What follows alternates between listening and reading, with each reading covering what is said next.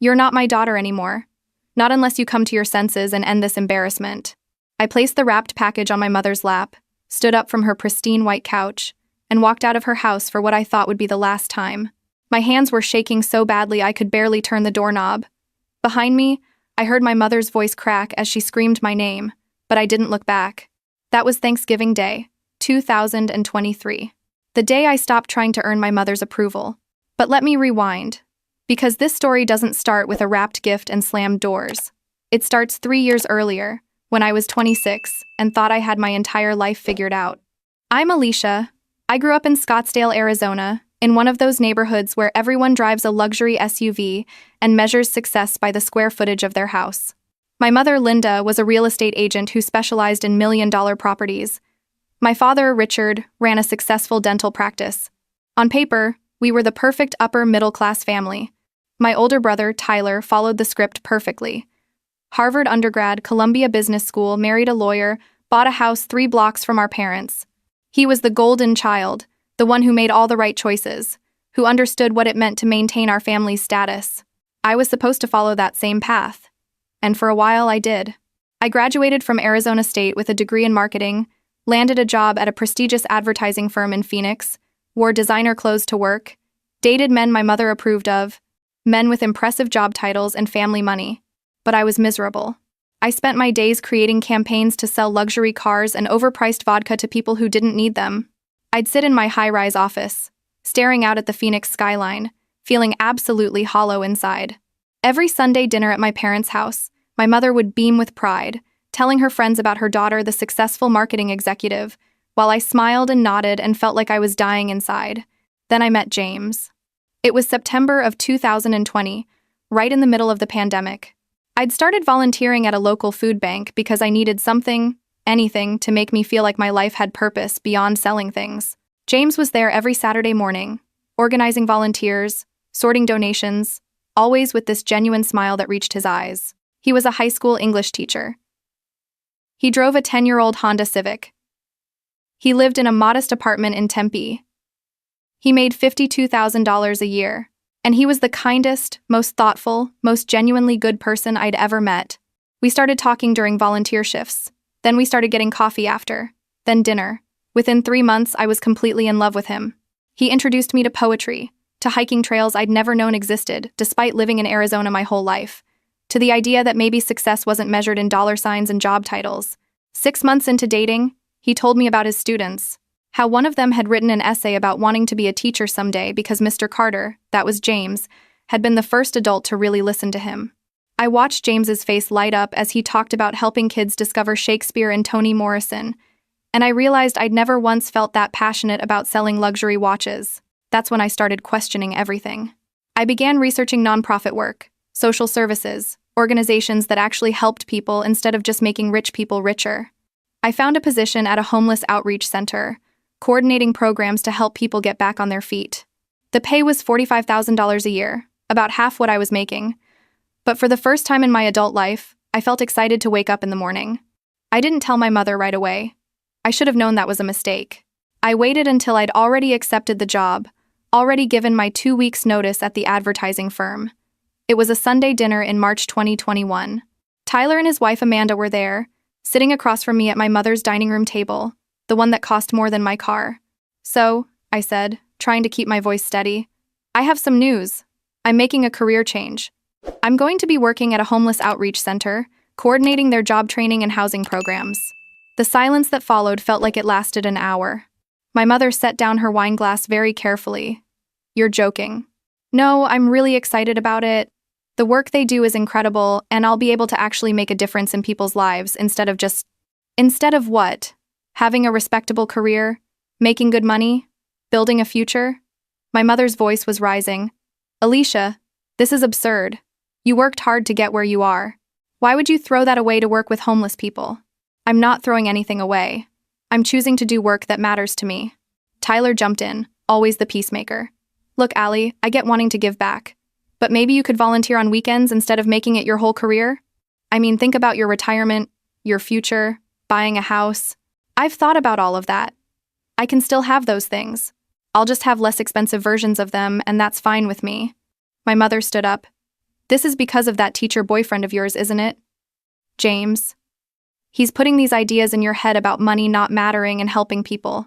This is exactly what I was afraid of. I felt my face flush. I hadn't told my family much about James, precisely because I knew this was coming. This is my decision. James supports me. But this is what I want. No. My mother shook her head. No, this is not happening. You're confused. You're having some kind of quarter-life crisis. You need to think about this rationally. People like us don't work at homeless shelters, Alicia. We donate to them, we sit on their boards maybe, but we don't work there. People like us, I repeated. What does that even mean? It means we have standards. It means we've worked hard to build a certain life, a certain reputation in this community. What am I supposed to tell people when they ask what my daughter does? That she gave up a lucrative career to work with drug addicts and criminals? They're human beings who need help, I said quietly. And you're a human being who needs to wake up. My mother leaned forward, her perfectly manicured hands gripping the back of her chair. I'm telling you right now, if you do this, if you quit your job and move forward with this ridiculous plan, you'll regret it. You'll be poor, you'll struggle, and don't come crying to me when this teacher boyfriend of yours can't provide the life you're accustomed to. I left that dinner early. James picked me up, took one look at my face, and just held me while I cried in his car. But I started the new job anyway. And I loved it. For the first time in my life, I felt like I was doing something that actually mattered. I helped a woman named Sharon find stable housing after 3 years on the streets. I connected a veteran named Marcus with job training and watched him land a position as a mechanic. I went home every night exhausted but fulfilled. My mother barely spoke to me for 6 months. She'd send occasional text messages. Seen any drug deals at work today? Hope you're saving for retirement on that salary. Tyler's getting promoted again. Partner track now. I stopped going to Sunday dinners. James encouraged me to try to maintain the relationship. But every time I saw my mother, I left feeling small and worthless, so I stopped trying. Then in November 2021, James proposed. We were hiking Camelback Mountain, something I'd started doing regularly with him. We reached the summit at sunset, and he got down on one knee with his grandmother's ring, a simple gold band with a small diamond, and asked me to marry him. I said yes before he even finished the question. We decided to wait until Thanksgiving to tell our families, to make it a celebration. James's parents were thrilled when we told them the week before. His mother cried happy tears, his father shook James's hand and hugged me. His sister immediately started talking about bridesmaid dresses. I should have known my family's reaction would be different. Thanksgiving 2021. I hadn't seen my mother in almost 8 months. I agreed to come to dinner because James thought it was important, because he believed that surely my own mother would be happy for me, would want to celebrate this milestone. I was so naive. We arrived at my parents' house at 2 in the afternoon. My mother answered the door in her designer apron, her makeup perfect, her smile cold. Alicia, you came. How unexpected. Hi, Mom. This is James. James, my mother, Linda. James extended his hand. It's wonderful to finally meet you, Mrs. Patterson. Alicia talks about you all the time. My mother looked at his hand for a beat too long before shaking it limply. The teacher. Yes. Come in. The house was full of extended family. My grandmother, my mother's 2 sisters and their families, Tyler and Amanda, my father. The table was set with my mother's best china, the expensive stuff she only brought out when she wanted to impress people. Dinner was awkward. My aunts tried to make polite conversation, asking James about his work, his family. My mother interrupted every answer with little jabs. A teacher. How noble. What do they pay teachers these days? $40,000? $50,000? My nephew is a teacher, my Aunt Carol said quickly. It's such important work. Oh, absolutely, my mother agreed, her voice dripping with false sweetness. Important work for important people. Just not very lucrative work, is it? I felt James's hand squeeze mine under the table. We made it through dinner. Through the turkey and stuffing and my mother's pointed comments about Tyler's recent promotion, about Amanda's new Mercedes, about the vacation home they'd just purchased in San Diego. Then came dessert. My mother's famous pumpkin pie, served with fresh whipped cream. Everyone was relaxed, full, happy. This was it. This was the moment. Actually, I said, my voice sounding too loud in the suddenly quiet dining room. James and I have some news we wanted to share. Tyler looked up. My grandmother smiled. My mother's fork stopped halfway to her mouth. James reached for my hand, gave me an encouraging nod. We're engaged, I said, and held up my left hand to show the ring. For a moment, there was actual joy. My grandmother gasped and started to stand up. Aunt Carol said, "Oh, honey!" My father's face broke into a genuine smile, the first real emotion I'd seen from him all night. Then my mother laughed. Not a happy laugh. A sharp, bitter sound that cut through the excitement like glass. "You're joking," she said, the same words she'd used when I told her about my job change. "Please tell me you're joking." "Linda," my father said quietly, "this is happy news." "Happy?" My mother stood up, her chair scraping against the hardwood floor. "Our daughter is engaged to a high school teacher who makes less than our housekeeper, and you think this is happy news?" The dining room went silent. Even the kids at the far end of the table stopped talking. "Mom," Tyler started, but she held up her hand.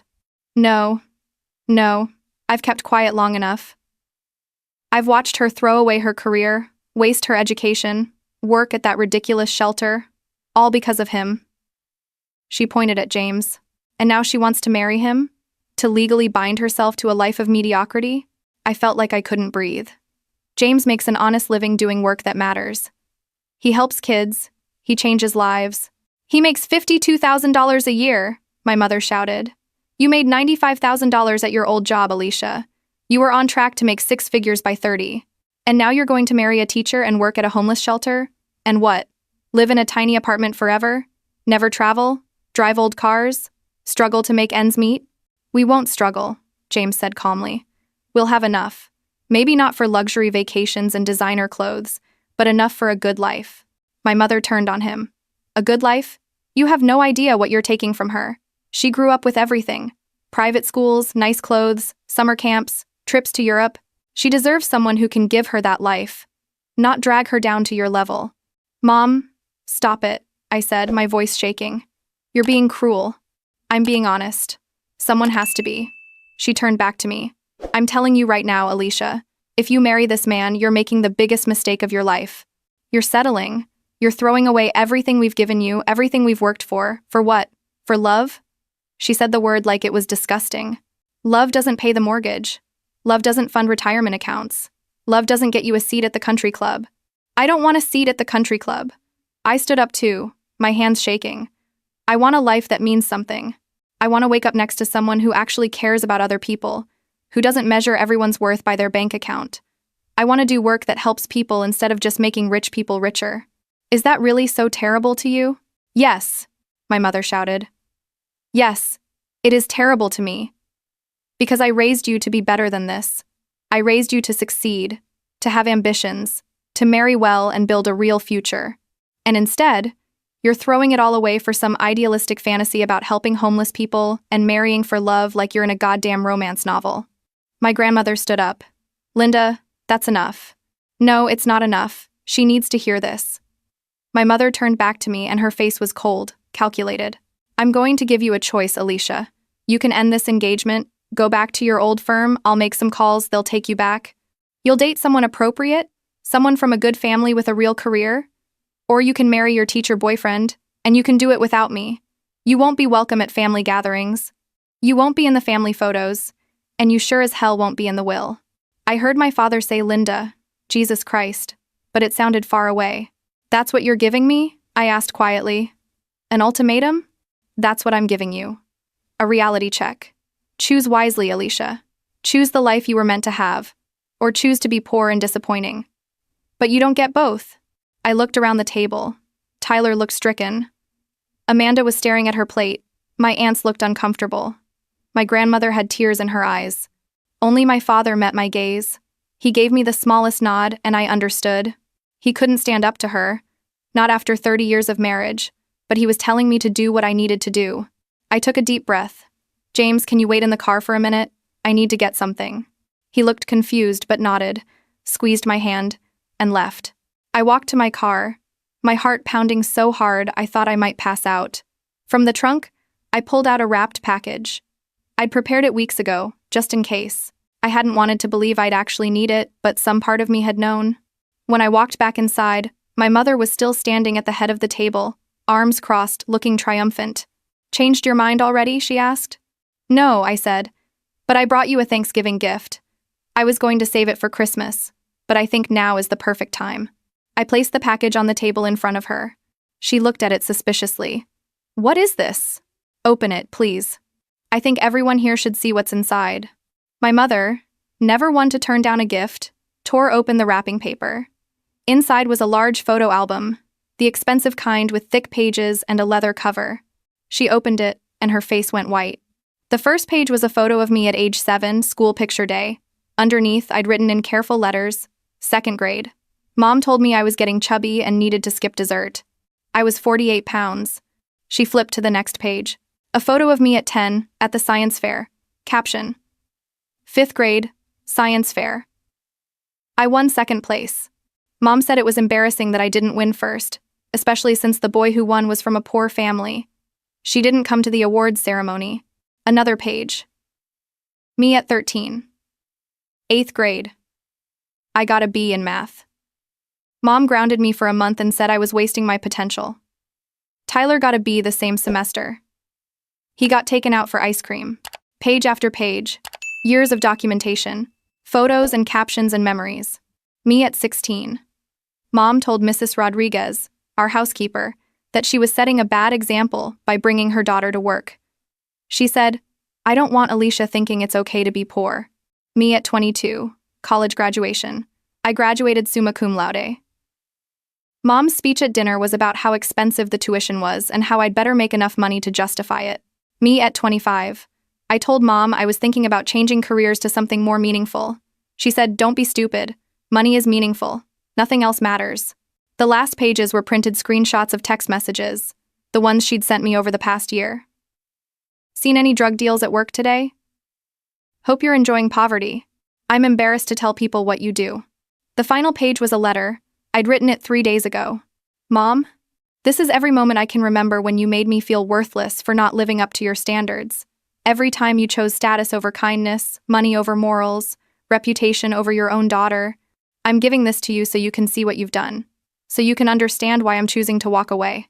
Not because James isn't good enough, but because your version of good enough is killing me. I hope someday you realize that the life you wanted for me would have made me miserable. I hope someday you understand that I'm not settling. I'm choosing happiness over approval, purpose over prestige, love over luxury. But if that day never comes, at least you'll have this album to remember me by. The daughter you had before you decided she wasn't worth loving unless she met your standards. I hope it was worth it. Alicia. My mother was shaking. The album slipped from her hands and fell onto the table with a heavy thud. Photos spilled out, scattered across the remains of Thanksgiving dinner. You're being dramatic, she said, but her voice cracked. You're twisting things, making me sound like a monster. I'm showing the truth, I said quietly. Every single thing in that album happened exactly as I described it. And everyone at this table knows it. I looked at my father. Dad, do you remember when I told you I wanted to be a veterinarian in high school? I loved animals. I volunteered at the shelter every weekend. Mom said veterinarians don't make enough money and insisted I major in business instead. My father's face crumpled. He nodded. I turned to Tyler. Do you remember sophomore year when you got arrested for that DUI? Mom and Dad paid for an expensive lawyer, got it expunged from your record, told everyone it was a mistake. When I got a speeding ticket junior year, Mom made me pay the fine out of my own money and said I was irresponsible. Tyler looked away, but he didn't deny it. And you, I looked at my mother. You say I'm choosing wrong, that I'm settling. But the truth is, you've spent my entire life telling me I'm not good enough unless I'm rich enough. That my worth as a person is measured by my salary and my husband's job title and what car I drive. I picked up one of the photos that had fallen, me at age 7. This little girl deserved a mother who loved her unconditionally, who supported her dreams even if they weren't prestigious, who valued her kindness more than her earning potential. I set the photo down. I'm going to marry James. I'm going to keep working at the shelter. I'm going to build a life based on values you clearly don't share, and I'm going to be happy. My mother's eyes were wet, but I couldn't tell if it was anger or shame or regret. You're not my daughter anymore, she said, her voice barely a whisper. Not unless you come to your senses and end this embarrassment. I picked up my purse. Then I guess I'm not your daughter anymore. I walked toward the door. My grandmother caught my arm. Alicia, she said softly, I'm proud of you. I'll be at your wedding, sweetheart. You just tell me when and where. I hugged her, tears finally spilling down my face. As I opened the door, I heard Tyler say, "Mom, what the hell is wrong with you?" And Aunt Carol saying, "Linda, you need to look at yourself and think about what you're really doing here." But I didn't stay to hear my mother's response. I walked out to where James was waiting in the car, slid into the passenger seat, and finally let myself break down. "What happened?" he asked, pulling me close. "I think I just burned every bridge I had with my family." "Not every bridge," he said gently. "I heard your grandmother, and your dad looked like he wanted to say something. My mother kicked me out of the family." "Then we'll build our own family," James said. "One that values the right things." We got married 6 months later. Small ceremony, just close friends, James's family, my grandmother, and to everyone's surprise, my father and Tyler. My dad pulled me aside before the ceremony. "I'm sorry," he said. "I should have stood up to her years ago. I should have protected you from her, but I was a coward." "You're here now," I said. "That's what matters." "I've filed for divorce," he said quietly. "I can't be married to someone who treats their own child that way." Tyler's standing up to her too. She's furious with both of us. I hugged him. "I'm sorry." "Don't be. This is long overdue." The wedding was perfect. Simple, genuine, full of people who loved us. My grandmother gave a toast about choosing love over everything else, and there wasn't a dry eye in the room. My mother didn't come, didn't call, didn't send a card. But you know what? I didn't miss her presence. For the first time in my life, I was surrounded by people who loved me for who I was, not who they wanted me to be. That was 2 years ago. Last month, my grandmother called me. "Your mother's been asking about you," she said carefully. "She saw photos from your life on Facebook. You and James bought that little house, right?" She saw the pictures. "Yeah, we closed last month. 3 bedrooms, needs some work, but it's ours." She cried when she saw the photos, my grandmother said.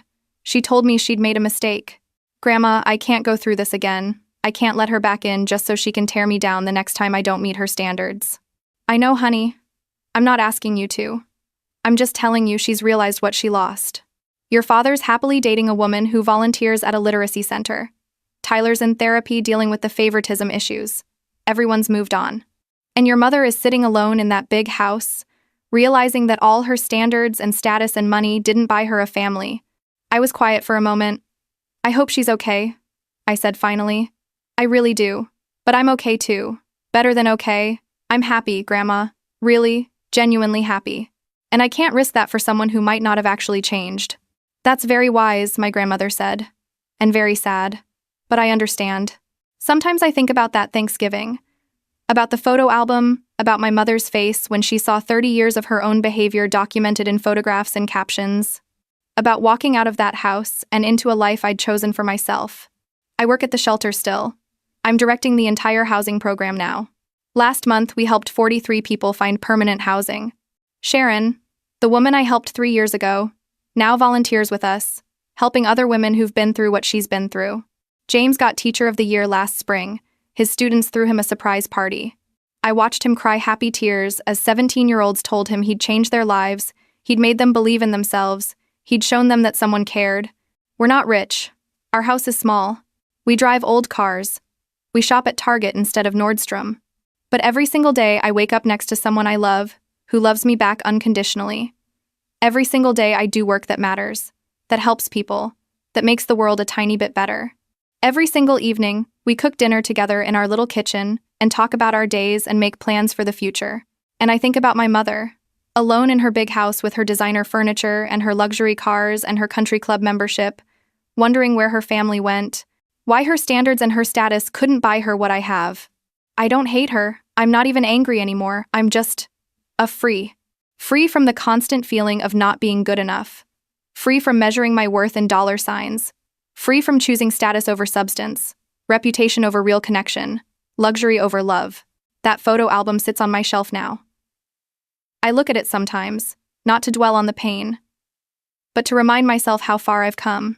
To remember that little girl who was told she wasn't thin enough, smart enough, ambitious enough, and to honor the woman she became despite all of that. James asked me last night if I ever regret it.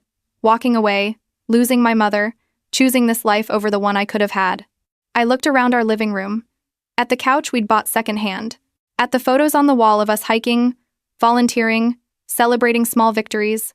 At the future we're building together, brick by brick, on our own terms. Not for a single second, I told him. And I meant it. Because at the end of the day, I'd rather be happy than rich. I'd rather be loved than approved of. I'd rather matter than impress. And if that makes me a disappointment to my mother, well, that says a lot more about her than it does about me.